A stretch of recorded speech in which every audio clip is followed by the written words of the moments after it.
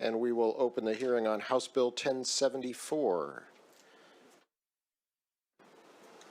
Staff. Good morning, Chair, members of the committee. Serena Dolly, staff to the committee. House Bill 1074 concerns a landlord's claim for damages to residential premises. As background, as we heard in the last briefing, the Residential Landlord Tenant Act, or the RLTA, regulates the relationship between landlords and tenants, including the duties of each party. Tenants generally have a duty to restore the rental to its initial condition, except for normal wear and tear. And landlords often collect a deposit to cover any damage caused by a tenant. To collect a deposit, the rental agreement must be in writing in a written checklist describing the condition, cleanliness, and existing damages to the premises, and furnishings must be provided to the tenant. At the end of a tenancy, the landlord has 21 days to provide a full and specific statement of the basis for retaining any of the deposit and pay any refund due to the tenant. If damages to the rental exceed a tenant's deposit, a landlord may seek to recover the additional costs and attorney's fees from the tenant. Turning to the bill before you, House Bill 1074 prohibits a landlord from withholding any portion of a deposit on account of wear resulting from ordinary use of the premises. The bill defines wear resulting from ordinary use as deterioration that results from the intended use of a dwelling unit, including breakage or malfunction due to age or condition, but does not include negligence, carelessness, accident, or abuse. In addition, the timeline in which a landlord must provide a statement and documentation for retaining any portion of a tenant's deposit is increased from 21 to 30 days. The bill requires a landlord to substantiate the cost of any damages withheld from a tenant deposit with repair estimates, invoices, and in the case of repairs completed by a landlord or a landlord's employee, a statement of the time spent and the reasonable hourly rate charged. The bill further provides that damages from ordinary wear or those that are not substantiated by documentation may not be charged to the tenant, reported to any credit agency or prospective landlord, or submitted for collection.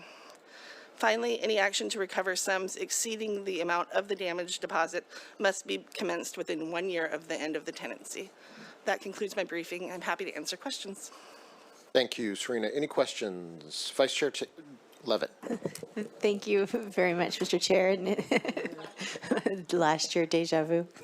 Thank you, Serena, very much for the briefing. Just a quick question. I don't know if I understood the third part where the landlord couldn't share with another landlord or go to collection if there are damages.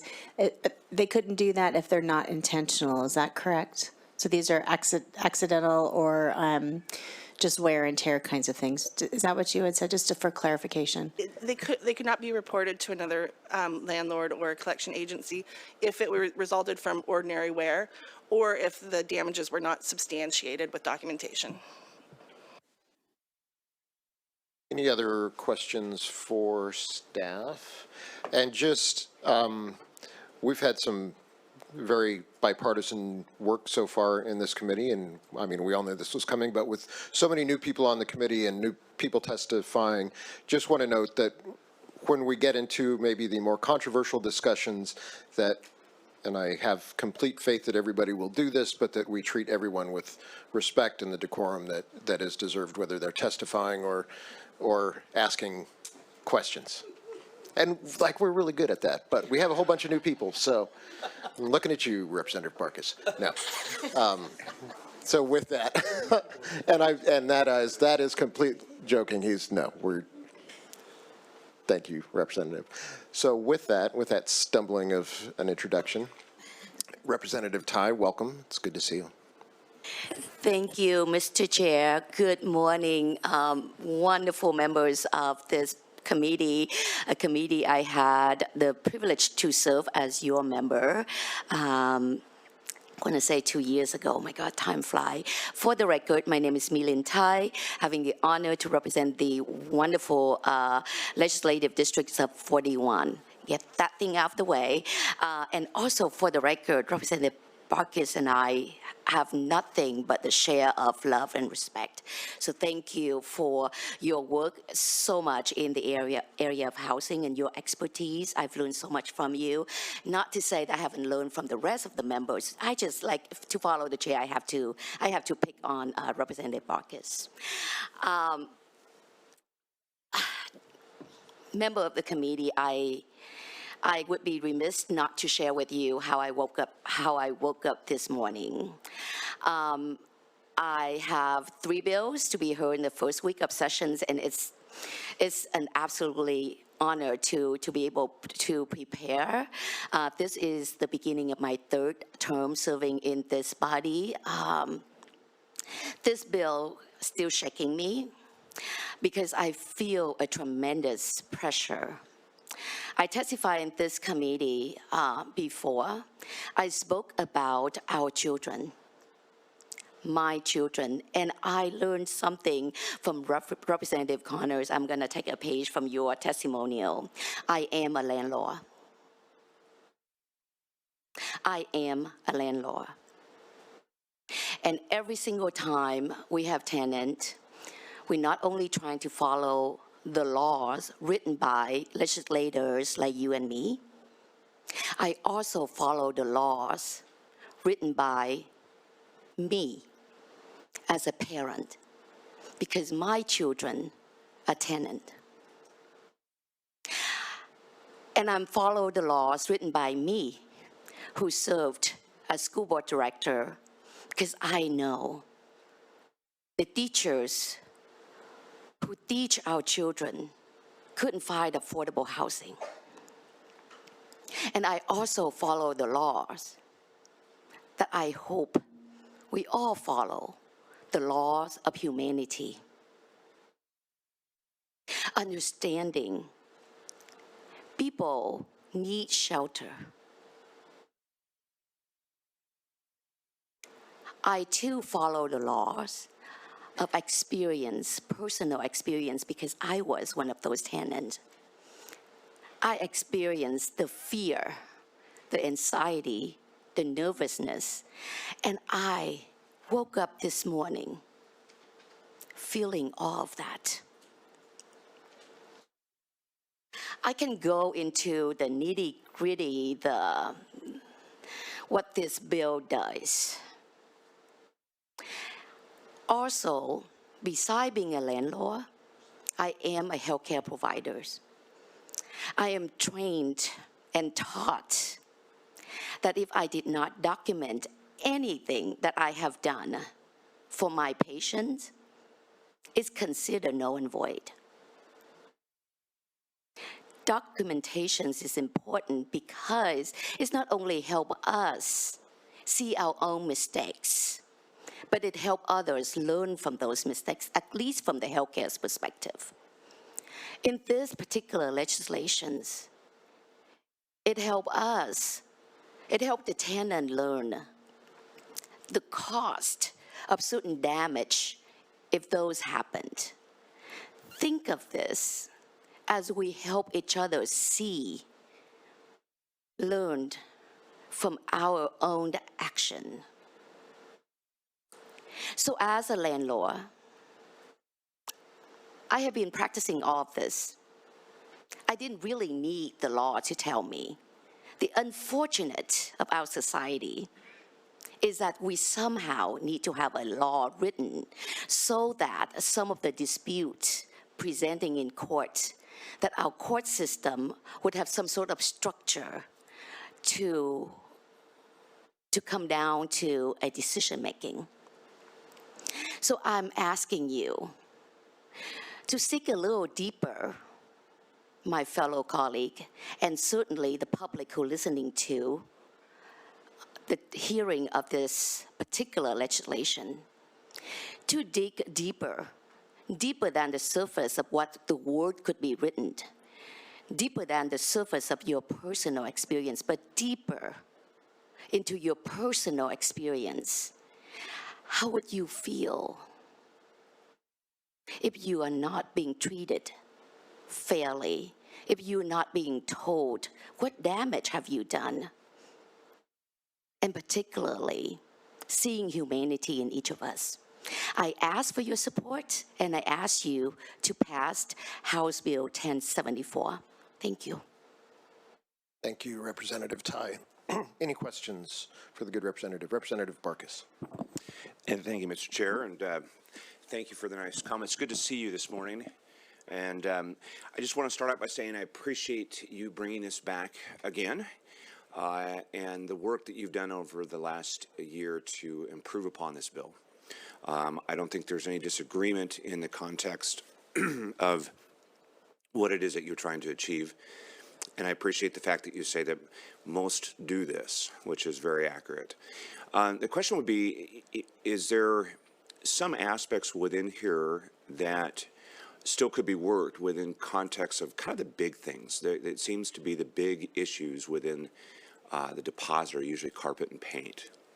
And I think those are the two things that really come out. And one of the things that was always difficult was how do we quantify and time frame that? Is there some possibility we could work within the context of that within this bill and see if we can't get to where it needs to be something that's workable for all?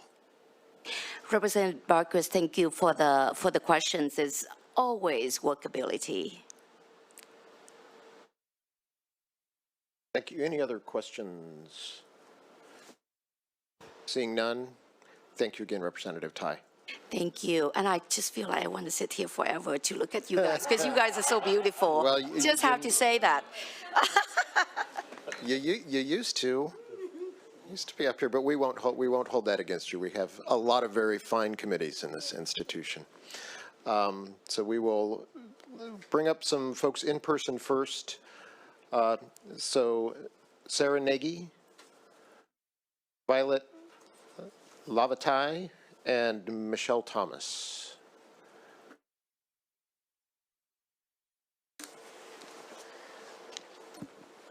I believe Violet's not here. And I've got the timer set for kind of 90 seconds. With the next couple of bills, we have quite a few people to testify, but so thank you. Go ahead. All right. Good morning, Chair Peterson, Ranking Member Clicker, members of the committee. My name is Sarah Nagy. I'm a staff attorney with Columbia Legal Services. We're a civil legal aid organization working on behalf of low-income communities across the state. And we're here today to ask that you pass House Bill 1074 out of committee. We continue to hear from renters about issues with their security deposits, including wildly exaggerated damage claims and heavy debt that can follow them for years. Landlords are charging renters tens of thousands of dollars for complete remodels. They're charging them hundreds for changing light bulbs or replacing drip pans. And they're often getting threatened with collections if they so much as ask for more information. It's important to emphasize that a security deposit is the tenant's money for the duration of the tenancy, held separate from the landlord's profits. Tenants have the right to know why the landlord is keeping their money and to contest its improper use.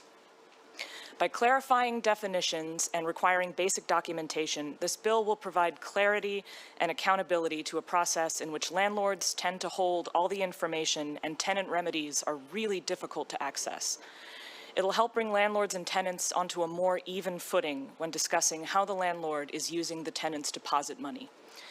Thank you again for your consideration of this bill. Its passage will help ease the burden of rental debt and keep people housed. We ask again for your yes vote, and I'm happy to answer any questions. Great. Thank you, Sarah. We'll go ahead and have Michelle go ahead. And then we'll Okay. have questions. Good morning. I'm Michelle Thomas here pro on House Bill 1074. I'm with the Washington Low Income Housing Alliance. As Sarah said, this bill addresses a long-standing problem with inflated and unsubstantiated damage claims against tenants. This is extremely important, not only for basic fairness, but because unpaid debt to a landlord damages a tenant's credit and screening reports for years, which forecloses housing opportunities and increases the cost of moving with repeated tenant screening fees and increased deposits. If a tenant has caused damages beyond normal wear and tear, they can and should be charged. But those damages should be substantiated, and the tenant should only pay the real cost of the repairs. Additionally, increase in unsubstantiated damage claims weaken our state's homelessness recovery efforts. When a tenant has such a claim on their record, it's a significant barrier to housing. And it's unacceptable, of course, to leave a person stuck in the experience of homelessness because they cannot secure housing. So our homeless response system and our homelessness resources are oftentimes used to pay off such damaged claims that are blocking housing opportunity, which for the tenant is extremely helpful. But when those claims are inflated or unsubstantiated, it wastes our precious homelessness dollars that are already stretched too thin. So this bill both protects tenants and protects our state's homelessness resources. Please vote yes. Thank you. Thank you, Michelle. And questions? Vice Chair Levitt, did you have a question? No, I didn't. Okay, thank you. I saw her hand first. Yeah, exactly. Got distracted. Thank you so much. Can you tell me a little bit about how this would work in practice? So, for example, I'm a tenant and have my housing deposits paid, and the landlord, when I'm moving out, needs to replace the carpet or paint because my kids, nicked the walls or wrote on the walls, which occurs a lot in our home. And so would I, as a landlord, then go to a paint shop and get an estimate, and then go to a couple of carpet places and get estimates and show you or show the tenant that? Or does the landlord have an opportunity to pick which store they're going to get the carpet? I'm just trying to understand, like, on the ground, how this would look, what this would look like in your view. Thanks for that question. We early on worked on the language around documentation to allow it to be very broad, and our emphasis is on all of the many ways a landlord can show their actual costs. That means if, the landlord tends to hire out for this kind of work, they can get the estimate, the final invoice from whatever paint shop they go with, as long as that's returned to the tenant within the time limit. They're golden if they go out to the Home Depot and buy the paint themselves. If they have someone on property who tends to do the painting for them, they can simply document those labor costs. We want to have it open in that way, and the important thing is not that the tenant, sees every single step of the estimate process, but that in the end they understand what the actual costs of the repair they're being charged for are. I apologize, this is a little tangential, but since there was, I believe, a question, if I heard it right, about the timeline, we did add to the bill a slight extension of the timeline with the understanding that this documentation would take a little longer to get, potentially. Great, thank you. Representative Barkis. Thank you, Mr. Chair, and thank you, and good to see you both. Appreciate that timeline. We worked on the original one to get from 14 to 21 days, which was a big leap, so 30 is fantastic. I think most landlords will welcome the opportunity because it works both ways, as you're indicating. My question is, for the last many years, we continue to hear, I think, the lower percent of the damages and those that are really taking advantage of this, right? And some of the bad actors out there. Do you have actual data from the last several years of how many tens of thousands of dollars deposit issues that you've dealt with your clients and tenants that would substantiate these claims? I mean, it's usually in a very broad statement that landlords do X, Y, and Z. But yet the data, I've never seen data that shows me that 100 out of 1,000 or whatever do this, because it helps as far as when we're putting this legislation together. This is a better piece. This is getting better. But in the last couple of years, I can tell you that we've seen the opposite of as far as the amounts of damages and things that have been done. So I have data on that, but I'm curious if you do. Thanks for that question. Honestly, data on this is hard to get in terms of, the aggregated monetary figure, because so many of these don't go to court. Tenant remedies are not freely available. It's hard for people to contest these claims. What we have, and I believe other testifiers may speak to this in more detail, is tenant advocates and legal aid providers who have reported that the that the volume of calls they get related to issues with the security deposit being withheld improperly has grown and grown. And, you know, I can say that I have heard more and more stories about tenants being charged in the tens of thousands of dollars. It's become more common to see houses sold and then the tenant basically being charged for the full cost of turning it over for sale. And all I can say is that we saw fewer of those a few years ago. We continue to see more and more of them now. The number increases. And if I could also, I think that's an interesting question. And yesterday there was actually a hearing in the Senate on a landlord registry bill. We do not have data on who are landlords. Landlords don't have to have business license. There's no information about what the deposits they're charging are, whether they put them in the bank. We don't get that information from the banks. The whole system is highly unregulated.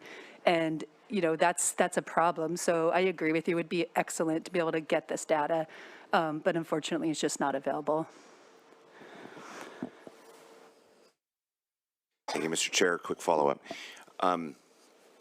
Yes, I'm aware of that one too, and I would argue that this is an unregulated business. I think this is probably one of the Sorry, sir, I can't hear you. Can you? I would argue with you that it is unregulated. That's a broad statement. So just back real quickly. So it would be helpful for this committee and many if these groups that are tenant advocacy groups are dealing with more and more and more. They're obviously keeping track of that. So there's some numbers that would do this. And the only reason I say this is because so many times that bad actor, that 1%, we legislate for that 1%. And then those 99% that are doing phenomenal in the industry and providing housing are the ones that have to deal with all the ramifications that come out of this. So as we try to make this product good, and I'm willing and ready to do that, having that data, whatever it is, for this committee to say, hey, this advocacy group had 200 $10,000 deposit claims by these bad actors or something, or we had 5. So we can kind of put it in context. So no need to answer, but maybe you can provide that, or we can talk offline a little more as we work on this. Thank you. And Representative Hutchins. Thank you, Mr. Chair. Thank you both for your input this morning. As I read the bill and saw exceptions being made for not charging tenants for the wear and tear resulting from ordinary use, I was delighted to see there was a definition of wear and tear resulting from ordinary use of the premises. But then that gets to a further question, which is, within the definition, carelessness, negligence, accident, you know, these things you can certainly charge the tenant for repairs on, but ordinary use, average, everyday wear and tear, not. I can only imagine that we will see situations where there is a disagreement between the landlord and the tenant about whether something was negligence or carelessness, whether something was a special case of damage, or whether it was normal wear and tear. And I'm curious in that situation how you see this playing out in real time, with a landlord dealing with a deposit that they are saying they rightly should be able to recoup, and a tenant saying, no, it was normal wear and tear. How do you see that dynamic playing out in real time among the parties? That's a great question. Thank you. And that's precisely the interaction this bill is working to improve. The clear definitions and the documentation requirements mean that both sides are working from the same information during this dispute. The tenant has access to the documentation of actual costs to the landlord. If, for some reason, it goes beyond the ordinary post-tenancy back and forth that's very common to some kind of dispute and small claims, that definition and that documentation provide a more solid sort of backbone and a more solid evidence base that both sides are relying on when they go to a third party to resolve the dispute. So we hope this is going to make it more accessible for tenants to, if it gets that far, and also make it so that people are working from the same information and there's not so much of that imbalance when they may be going back and forth, you know, after the invoices come in. Thank you for that. And I imagine that we could also be seeing lawsuits as a result of this and regular actions taking place between landlords and tenants in courts of law. My concern would be that that process will just add more costs onto the cost of housing in general. So I'm curious if you have thoughts on how further litigation or creating situations for further litigation will potentially have a deleterious effect on the housing economy in general. Small claims court is already available to tenants as a remedy. The problem is that in the absence of sufficient information, of an evidence base, of sometimes when they only realize they're in collections months and months after they get out of the tenancy because they weren't provided with that information and they now have nothing to go on to contest gigantic charges that are stacking up interest on them. They technically have the right to take that to court now and they simply can't. So this bill would make that process accessible to people it hasn't been accessible to before, and I think that's a net good for the economy because it means that people are discharging improper debt, unfair debt, exaggerated debt, and they're not carrying that debt burden into future tenancies. So they're being better tenants going forward, their credit is stronger, there's not this inflated debt coming out of their paychecks every month. Great, thank you. And seeing no further questions, thank you very much for your testimony and the expertise you bring to the issue. And we have a few people queued up in line, but is Faye Pretty here today in person? I'm seeing not, okay. So staff, if you could bring up Marie Pettit, Carol Rasmussen, and Desda Finn.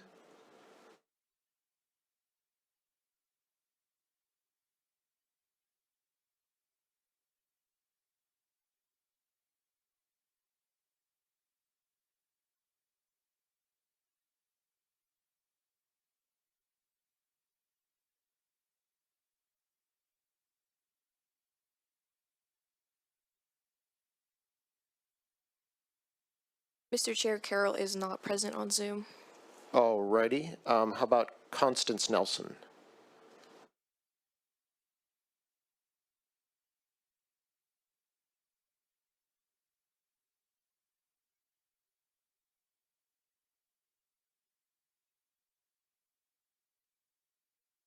Desda Finn is available right now. Okay, let's start with Desda Finn.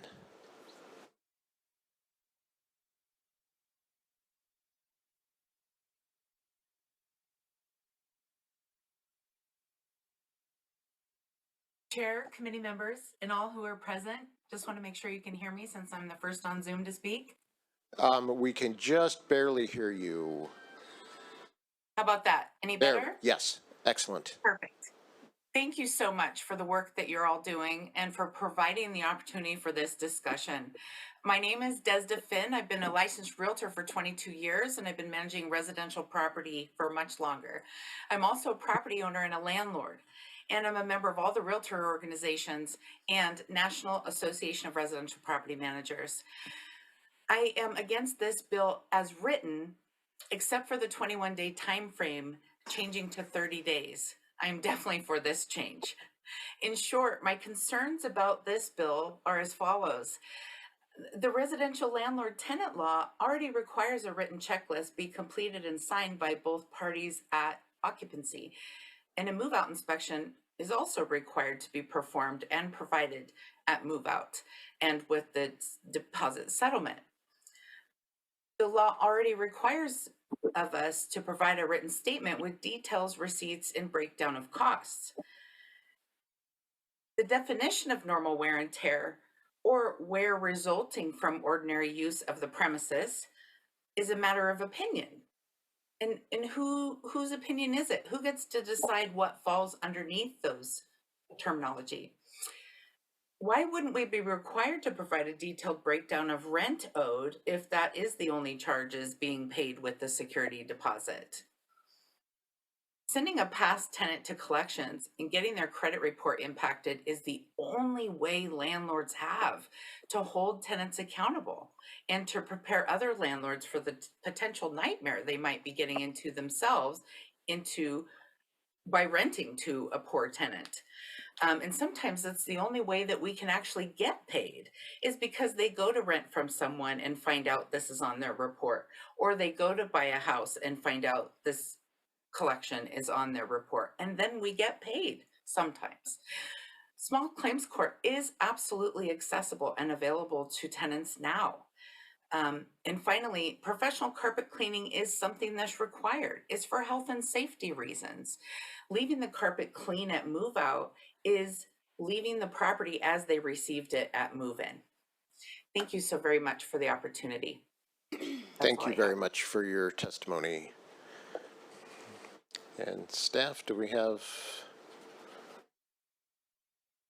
somebody else queued up? We don't have Constance. We do have Marie. I'm sorry? We don't have Constance. We do have Marie. Okay, if you can bring them in, that would be great. Thank you. So Marie Pettit or Petite, if you are available.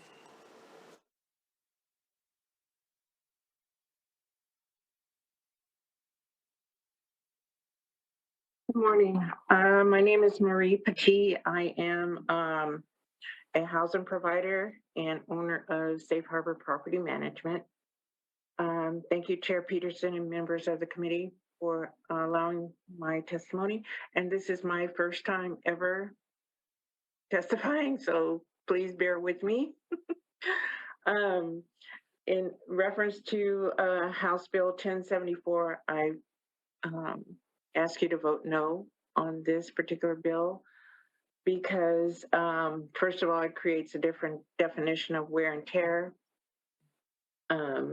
Also, by excluding carpet cleaning beyond wear and tear, as was brought out earlier, we typically have those carpets professionally cleaned prior to move-in. So we expect that to come, to be brought back to that condition.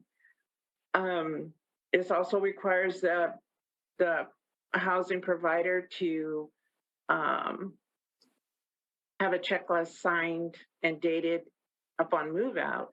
But many times the tenants, they move out and they're not available for that to be signed. They move out and without that availability. Also, the bill prevents costs for damages beyond wear and tear and use from being charged to a tenant or used in any collection agency. Well, we as housing providers need that property to be brought back to its condition and restored. And the only way that we can hope to get that taken care of is through collection agency. And then my last point is this bill prevents any action taken against the tenant to recover these damages. We would, commencing, 1 year after the termination of the tenancy, this would cause a longer wait and be harder to recover the damages.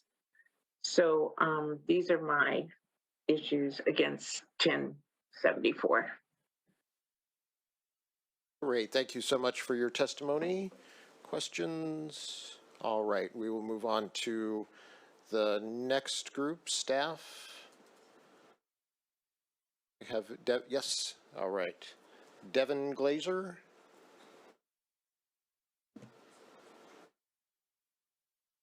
And then Terry Anderson, and then Casey Burton, I think are all queued up.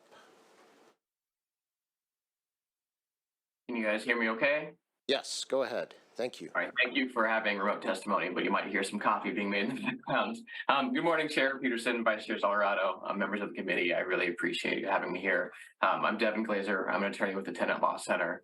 We provide pre-eviction legal defense to tenants throughout King County. And I'm here to speak in favor of this bill because the sad reality right now is that there's nothing stopping a landlord from just deciding as a matter of business to keep every single deposit. since they know there really is no system of accountability. People have mentioned small claims court. That is the only recourse tenants have. And landlords know that the average tenant, if not the most common reality, is that tenants will not take a landlord to small claims court. I speak to tenants every day whose landlords have kept their deposits, and when I reach out to ask landlords for proof of receipts, I've been given pictures of the wrong apartment. I've been given like handwritten statements with dramatically inflated labor and cleaning costs, but more often than not, I get silence. Landlords know that because tenants can only rely on small claims court, there's really not a huge threat to them if they just keep the entire deposit, and then if they are questioned, give back a third, give back a quarter. They also have nothing to lose. Like there's no damages. If they keep more than they're allowed to, they just pay what's given. Requiring receipts, requiring proof is such a basic issue of equity. Like you can't go to the dollar store without getting a receipt. I would hope that there's really no opposition to this bill because it's just accounting and it's the proper way to go. So thank you. Great, thank you for your testimony.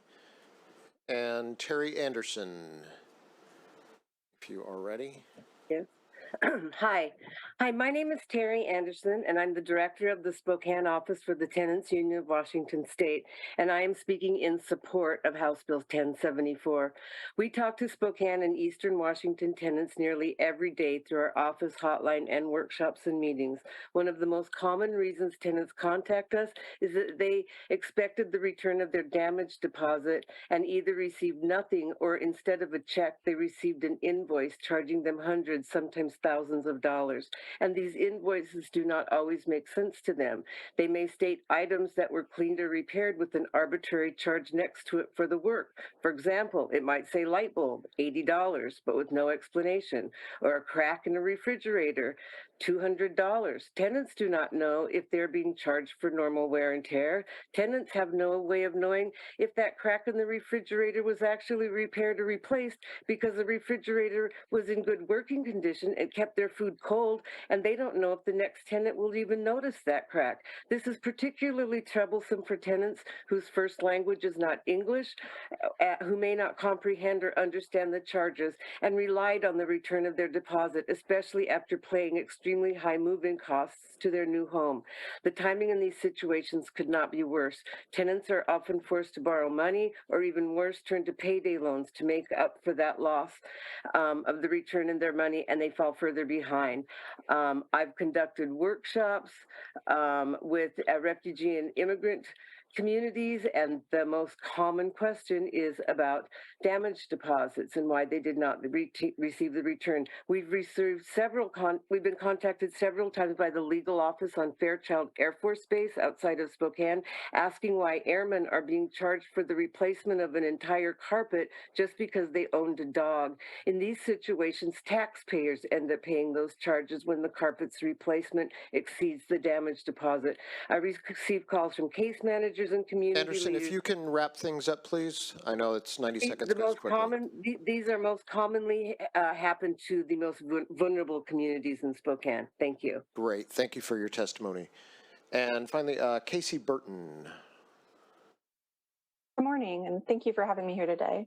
I am very much in support of this bill. In my capacity as a senior staff attorney at the Tenant Law Center, I regularly see folks come to us for help and their landlords arbitrarily held on to some or even all of their deposit. And many times the landlord wants the tenant to pay beyond what their deposit covered. And this leaves a debt on the tenant's record, makes it harder for them to find housing down the road, and can contribute to homelessness. And there are instances where a tenant messes up and they damaged an apartment, and it's fair for the landlord to be compensated for that. There are also bad landlords who perpetuate cycles of oppression and greed and take advantage of how difficult it can be for a tenant to get their deposit back. Small claims can be difficult. Let's not forget that time spent fighting these cases is missed work.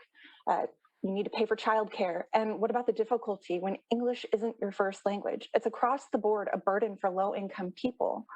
And in the meantime, folks are trying to get by without the money that is their money. I see case after case where a person's cleaned the place out, and we talk to, I think, at least one person a week where there was no damage, but the landlord was greedy and charges them hundreds of dollars for professional services of some sort or another, when as previous testifier said, they just want someone else to cover the cost of renovating the place. And it's true that landlords have to provide a letter with itemized deductions, but there's no requirement that they provide evidence of damage or receipts. And I'm concerned because we now have people testifying against this bill who are saying that they have to charge for carpet cleaning and that they can do so when the standard is currently reasonable wear and tear accepted. You can't charge a tenant for professional restoration of the unit if you want it to be professionally restored. There needs to be more accountability. Landlords should be documenting issues after move out as a rational business practice. And it's not unreasonable or unduly burdensome to ask the landlord to share that documentation with the tenant when they're charging them for that. So I am happy to, of course, answer any questions, but I do encourage you to pass this bill. Thank you. Thank you very much for your testimony. Representative Barkas, you have a question, and as we know, my time management skills are weak, so. Working as quick as I can. So, thank you, Casey. Appreciate it. Any of the last three testifiers, if they're still available, the same question I asked to the panel. Again, a lot of numbers being thrown, hundreds, many, dozens. Would love some data, especially over the last couple of years. If it sounds like, especially from you, Casey, that you're dealing with a lot of people, so you probably are keeping track. So is that, I've had 20 of these in the last year. I've had 1,000 of these in the last year. The Spokane, I can't remember the person's name, but we've Terry Anderson. Terry, of course, Terry has been in front of this committee many, many times and has done a lot of great work. So I'm sure she has that data. So if that is available in some form, an email to the committee, that would help us so that we can quantify this as we start to work together on this bill. Thank you. Yes, absolutely. And I, as you were asking for that data earlier, I already have a note written down for us to go through our software and see what sort of data we can get for you. Same with the Tenants Union also has a database, and we keep track of the issues that tenants contact, and I'm happy to share that with you. Great, thank you. And if you can share that with the committee, that would be fantastic. Any other questions? All right, seeing none, again, thank you for your testimony and the work in your community. And staff, the next group is up, and of course I'm, losing my place in this. Thank you, Constance.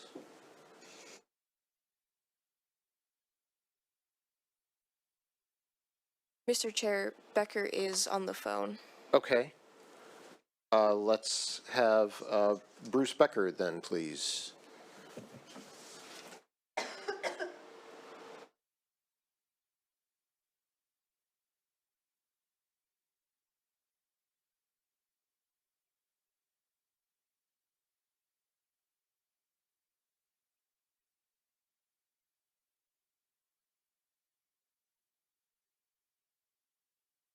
Perhaps.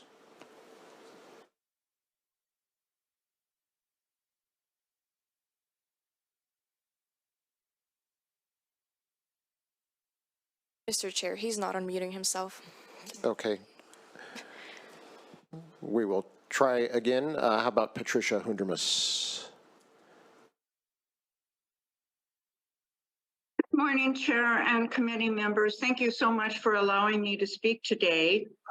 I am speaking on behalf of the Yakima Valley Landlords Association with over 600 members. And we are asking you to vote no on this bill. First and foremost, I'd like to say that we have in our organization a lot of mom and pop landlords with 1 through 3 units. And I speak to landlords on a daily basis. And for the most part, our landlords want 2 things. They want the tenants to pay their rent on time as agreed, and they want the tenants to take care of their property. These are just 2 vital things that we ask as landlords. When this isn't done, we need to have the ability as landlords to recoup the expenses. And I also would like to see these statistics of the tens of thousands of dollars that are being asked by greedy landlords. Most of our landlords are willing to do their own work at a reasonable fee. And when you change the normal wear and tear to an ordinary, it becomes very vague, and I think opens a whole lot of litigation, which I think is unnecessary because of the vagueness of this bill on that. The expense it is for a landlord to go through their entire property and decide how much every cupboard board, every cupboard door must cost, every single thing is beyond, I think, what can be afforded. And I know that we just want equitable treatment on both sides. And I see that my time is up. I wasn't able to cover all of the things, but I just think it's really important to see the both sides of this argument. Thank you. Great, thank you so much for your testimony. And we have Marilyn Yim. And then after this, we're going to bring up one more panel. And for those of you who have signed in to testify and not able to, my apologies. We have another bill with a lot of people wishing to testify as well. You can submit written testimony, of course. So thank you for your patience. And Marilyn Yim, you are up. Good morning, committee members. My name is Marilyn Yim. I'm a small housing provider in the Puget Sound region, including your district, Chair Peterson, and I'm urging you to vote no on House Bill 1074. My husband and I manage our own rentals, and we have refunded the entire deposit back many times. We're clear in our communication, and renters know exactly what needs to be done to get their deposit back. Instead of clarity, shifting to ordinary use makes things more vague, and along with the prohibition on carpet cleaning, implies that tenants aren't responsible to clean the unit. Carpet dirt is not normal wear and tear. It should be cleaned and returned to the condition it was in at the start. It would be easy to argue that children tracking in dirt is ordinary use because that's what kids do. You can see how this will make the law more ambiguous, and where it's ambiguous, that sets up a situation where courts are routinely told that they shall rule in favor of the tenant. The amount of time allowed to pursue debt, just a year, is very short. We had an extremely destructive tenant that it took 9 months to find, 2.5 years to get a court date. The judge even noted they were aggressively avoiding paying their debt. Now, 3.5 years later, she has stopped paying and we have to pursue her again. Small claims isn't difficult. My tenant knew exactly where to find it. Repairs took 5 months, cost $26,000, and the documentation packet was over 100 pages. There's no way we could pull that together up front, and it would cost a fortune to mail. A letter describing the damage with round estimate numbers should be sufficient at the first contact with the tenant. We should not forfeit our ability to seek repayment simply because damages were excessive. This bill puts barriers on making housing providers like us whole when a tenant causes damage or leaves a property unclean. Please seek better solutions, and until then, vote no on House Bill 1074. Thank you. Great, thank you for your testimony. Any questions? Seeing none. All right, staff, let's bring in the next group.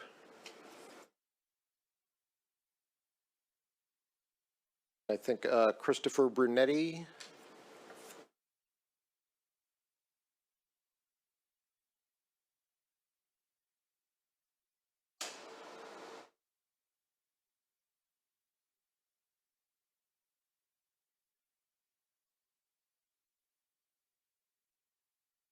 Mr. Chair, I don't have Brunetti yet. I have... He's on the phone. He had to join by phone. Is that possible?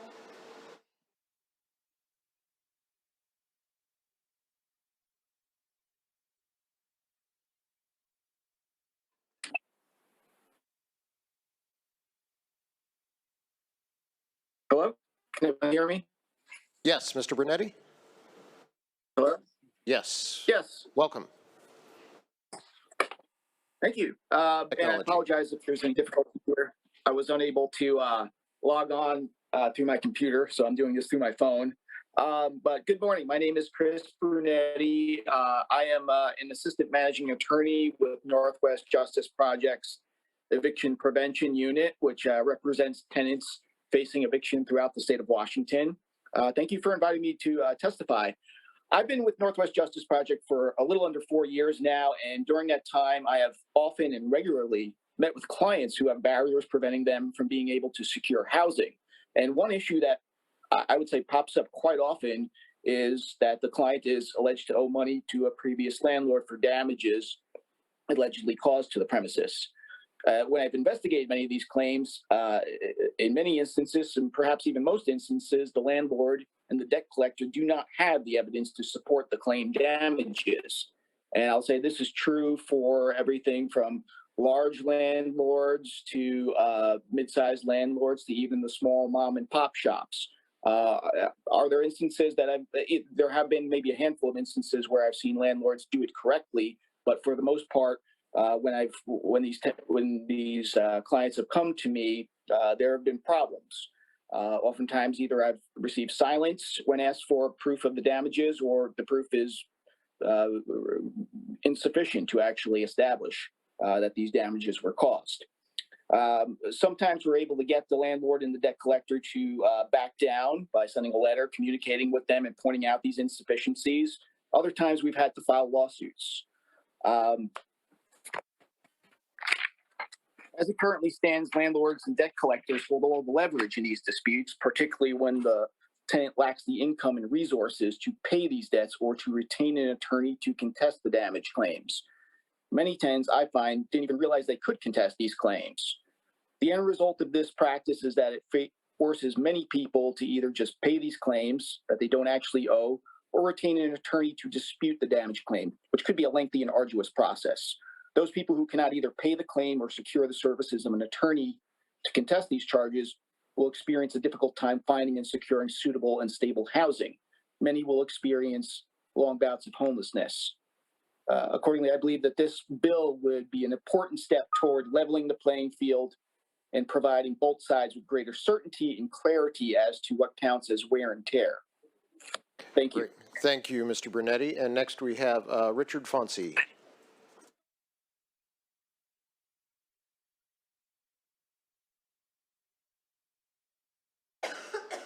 Hello. Yes, go ahead. Hi. Good morning. My name is Fonsi Richardson, and I am a renter and wanted to chime in to just share a little about my experience. I've been a renter for about 13 years, and early in 22, I returned to my apartment to discover a flood. And my apartment community charged me with the damages of the flood. And despite my repeated asks for proof of the damages, which went unanswered, they proceeded to send me vacate notices and also asked me to pay the bill immediately. Because of their refusal to provide the proof of liability or respond to the matter entirely to me, I had to seek legal counsel, of which I was able to work with Devin Glassier to get the vacate notice removed. So my tenancy is no longer in an issue. However, they've refused to respond to removing the amount of the damages to my ledger. And so at this point, we're left with no other recourse except for to maybe go to small claims court. And my concern with this is that a lot of the practices that are being done are unfair.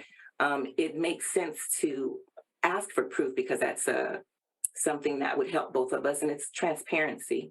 My concern is that should I leave that the property, I'm in fear of what else they could do. And right now, there's still no resolution. And for that reason, I'm in favor of passing the bill because I think this would be very helpful to renters and their potential futures of seeking stable housing. Great. Thank you so much for your testimony. And finally, we'll bring up Christopher Hale. Hi, my name is Christopher Hale. I'm just a tenant and I'm a little nervous, so bear with me. So I caught my former landlord, which is a national company that manages over 12,000 homes and rental homes in Washington, deducting an unitemized apartment cleaning fee on my move out. That deduction made up to 30% of my deposits. When I went around and asked the former tenants, my former neighbors, how much that fee was, I did not reveal the amount that they withheld from me. and in every case that was the same amount. What is interesting is, in spite of this, the landlord put into the lease agreement things such as repair estimates for items like light bulbs and screen doors, cleaning rates by the hour, and an amortized schedule for carpet repair. When I spoke with the city of Seattle, they said what qualifies as full and specific in RCW is debatable and thus not a clear statutory violation that they could enforce. This leaves tenants on the hook for normal wear and tear, and I think it's really important as somebody who used to help my parents when they are landlords, is you're always going to have turnover costs, right? And you can't just impose those on your tenants completely, right? If you have laws that are clear, those help resolve disputes. Thank you. Great, thank you for your testimony. Any questions? All right, seeing none. And again, my apologies for those who have signed up to testify, but please, if you can submit your written testimony, that would be fantastic, so we can look at that and it will be part of the official record. And with that, we will close the hearing on House Bill 1074 and we will open the hearing on House Bill